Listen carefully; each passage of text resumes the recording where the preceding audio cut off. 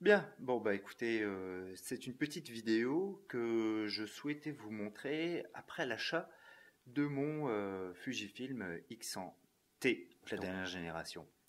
Alors, le but de cette vidéo, c'est pas de vous expliquer comment il fonctionne et comme il est bien, etc. Non, l'idée de cette vidéo, c'est tout simplement de vous faire partager l'expérience que moi j'ai eue avec ce boîtier qui est très bon hein, par ailleurs, qui me donne entière satisfaction, mais qui nécessite quand même quelques accessoires.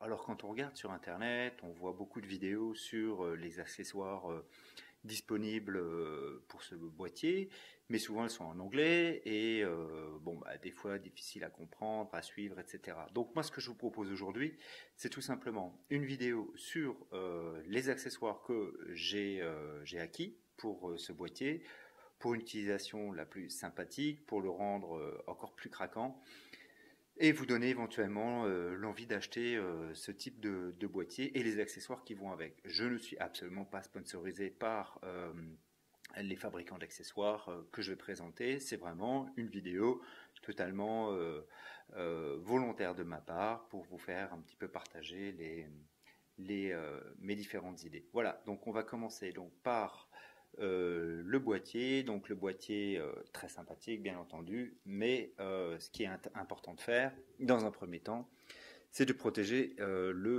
l'écran. Donc l'écran arrière est très sympa, mais comme tous les écrans, que ce soit des portables ou de tablettes, eh bien ça reste des produits qui sont quand même relativement sensibles aux rayures et bon bah éventuellement dans une idée de revendre ce produit, eh bien préserver l'écran n'est pas une mauvaise chose. Donc j'ai trouvé des écrans, des protections d'écran pour enfin, chez une société allemande qui est très rapide en termes d'envoi, hein, puisque j'ai eu la protection d'écran en l'espace de 3 jours, hein, donc pas de souci.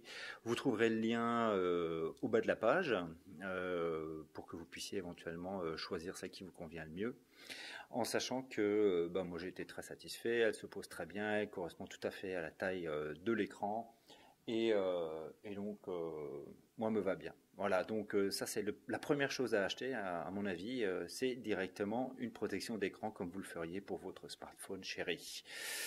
Ensuite, eh ben, j'ai trouvé également une idée intéressante, c'est de mettre un petit bouton qui va remplacer tout simplement, ouais, qui va pas remplacer, mais qui va tout simplement faire ressortir et rendre donc l'accès plus intéressant au déclencheur. Et donc quand on prend l'appareil photo en main et qu'on veut déclencher, eh bien il tombe parfaitement sous la main et permet d'avoir une meilleure préhension du déclencheur. Voilà. Donc ça c'est la société Gariz qui fait ça. Gariz est une société sud-coréenne, hein, donc pas la peine de l'acheter directement en Corée du Sud, on peut l'acheter via Miss Numérique, je vous mettrai le lien également. Très sympathique, et puis ça donne un petit cachet sympathique à ce boîtier qui est déjà très bien pourvu visuellement. Maintenant, ce qui est important de voir, c'est également comment protéger la lentille de cet objectif qui donc n'est pas interchangeable. Donc une fois que la lentille frontale est rayée, on peut dire que l'appareil est quasiment mort, ou alors il faut le faire réparer par le SAV de Fuji. Donc je vais juste mettre l'appareil photo un petit peu en retrait et vous montrer le produit que moi j'ai trouvé. Voilà, donc c'est un Oya HMC de 49 mm de diamètre, donc 4,9 cm de diamètre, avec un traitement multicouche, tout ce qu'il faut évidemment pour pouvoir avoir un rendu d'image tout à fait correct. Donc c'est un produit qui va se visser tout simplement sur l'objectif, enfin sur l'avant de l'objectif, voilà, de cette manière. Donc, ça se vise très facilement. Il faut bien entendu retirer l'espèce de pare-soleil qui a livré avec l'appareil photo et donc c'est un produit qui va s'adapter parfaitement. Et donc à partir de ce moment-là, on a un boîtier qui est tout à fait protégé et des intempéries, des éclaboussures, des rayures éventuelles de la lentille frontale. Ok, donc ensuite, deuxième chose intéressante, puisque dès qu'on a mis ce type de produit-là, eh bien, le bouchon d'origine ne va plus aller sur le boîtier, eh bien, je me suis tout simplement tourné vers Amazon, et puis Amazon, on a trouvé quelque chose de très sympathique, pas trop cher en termes d'achat.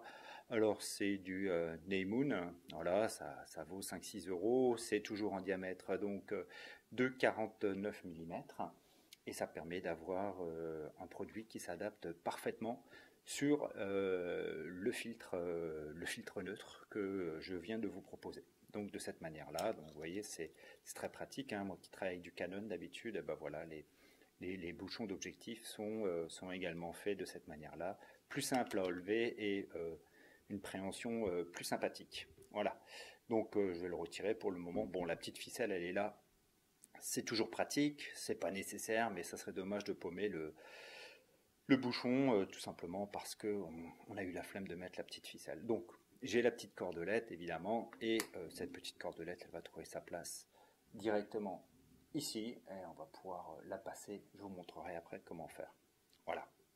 Donc ça, c'est les deux premiers accessoires que je vous propose, tout simplement, de vous trouver sur le marché.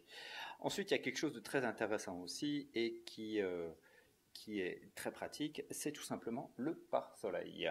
Alors le pare-soleil, on va en trouver sur Amazon de toutes les marques, de toutes les sortes. Moi j'ai préféré effectivement avoir un produit 100%, 100% Fuji. Voilà, donc c'est une pièce en aluminium et de très bonne facture, on va dire.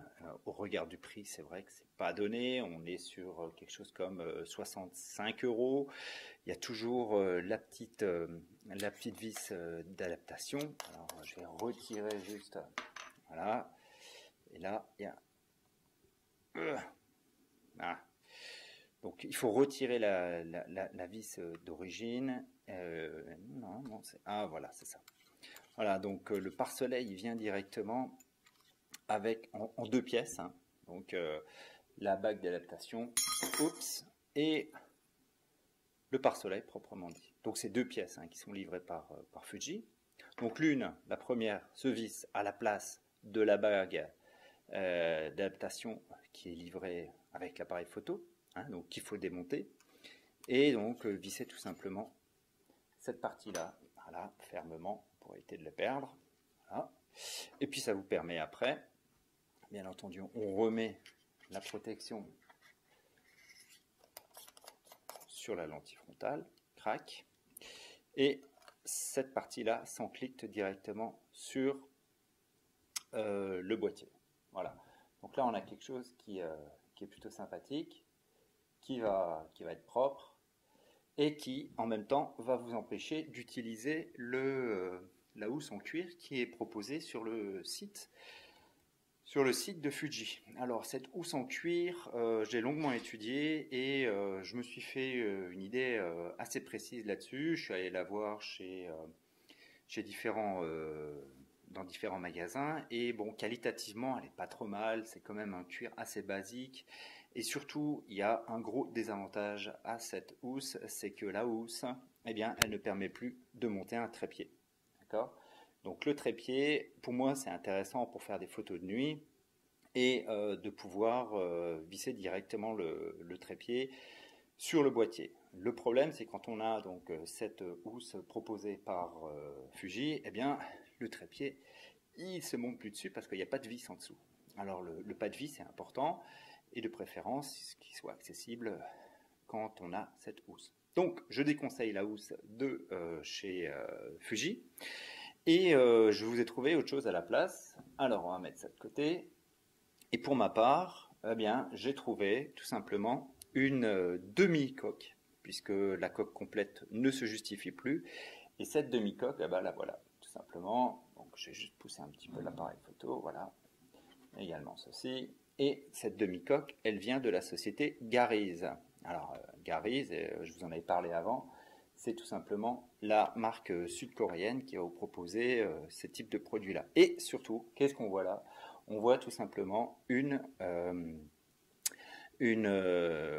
pas de vis pour pouvoir y visser tout simplement le trépied ou l'attache rapide. Moi, j'utilise des attaches rapides de chez Manfrotto pour mettre sur mon trépied. Et donc, hein, une fois qu'on aura monté ce produit sur le boîtier. Voilà, ça se met dans l'autre sens, super. Eh bien, tout simplement, on va pouvoir non seulement accéder à tout ce qu'il nous faut, je vais vous montrer ça. Voilà, donc ça se visse, il y a 3 tours à faire, crac, et puis ça se bloque. Donc, on va pouvoir y visser tout simplement le trépied.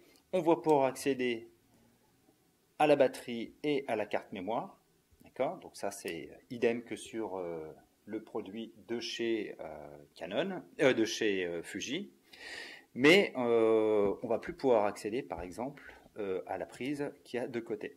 D'accord? Pour recharger, par exemple, le boîtier. Alors, ce qui est important, et ce qui est super avec Fuji, c'est que bien la batterie, déjà, on va pouvoir la sortir. Ça, c'est bien.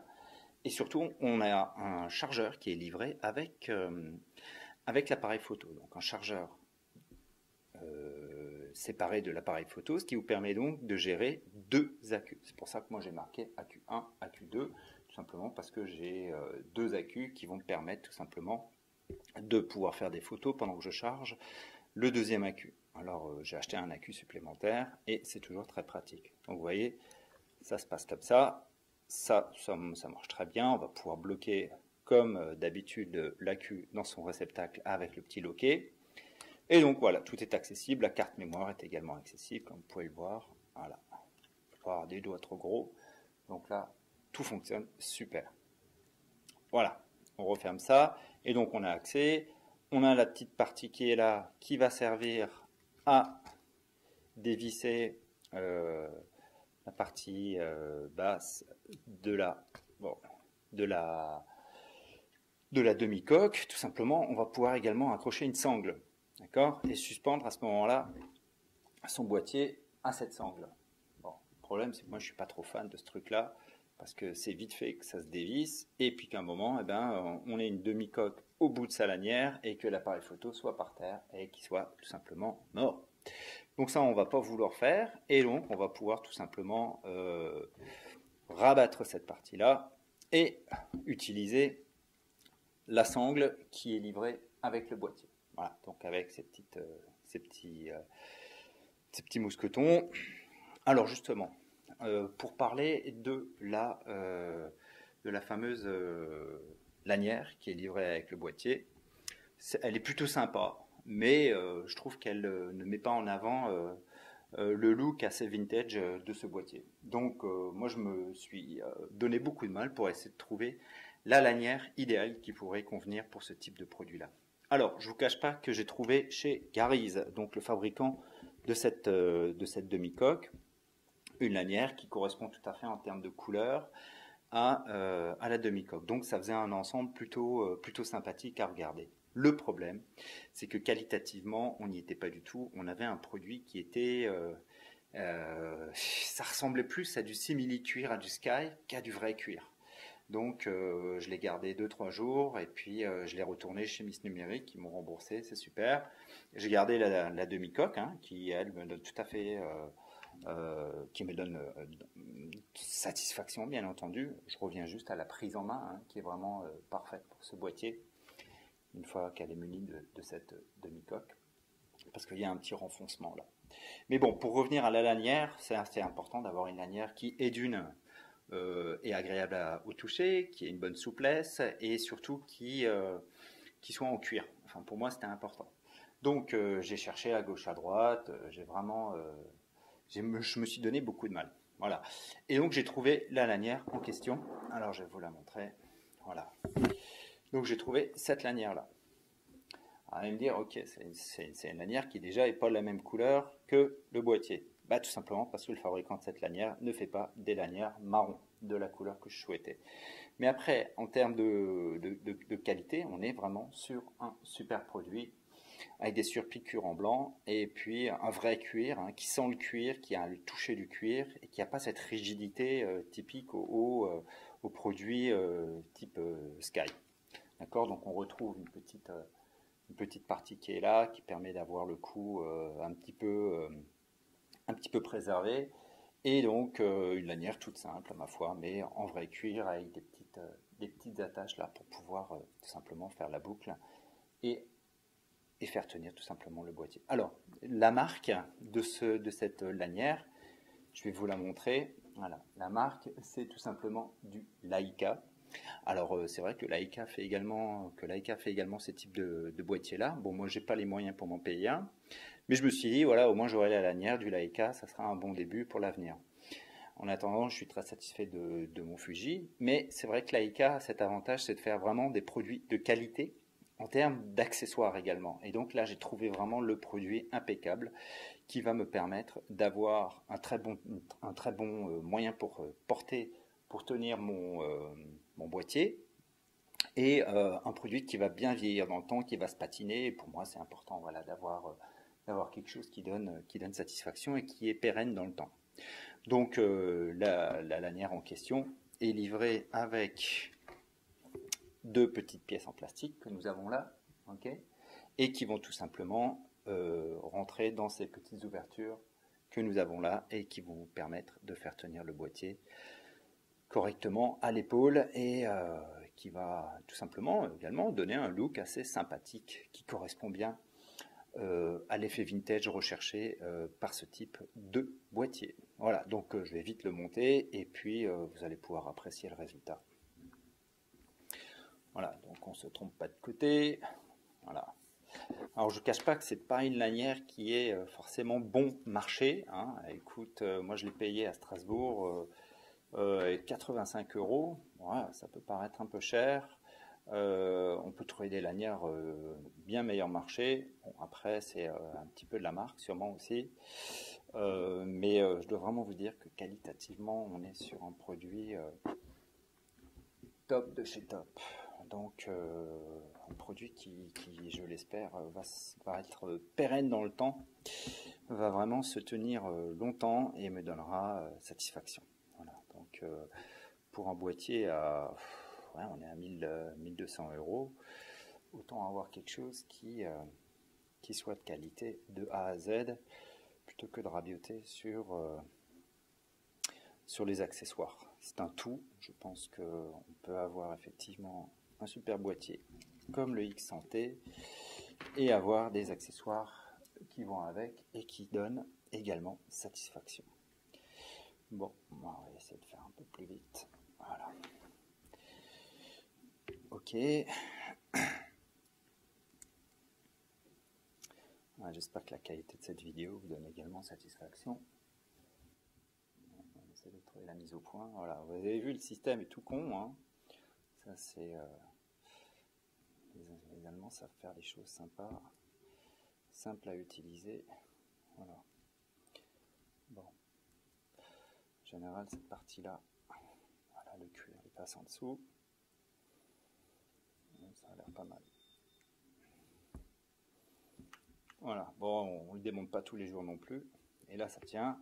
Là, il y a la petite boucle qui va passer par-dessus. On en a aussi une de l'autre côté.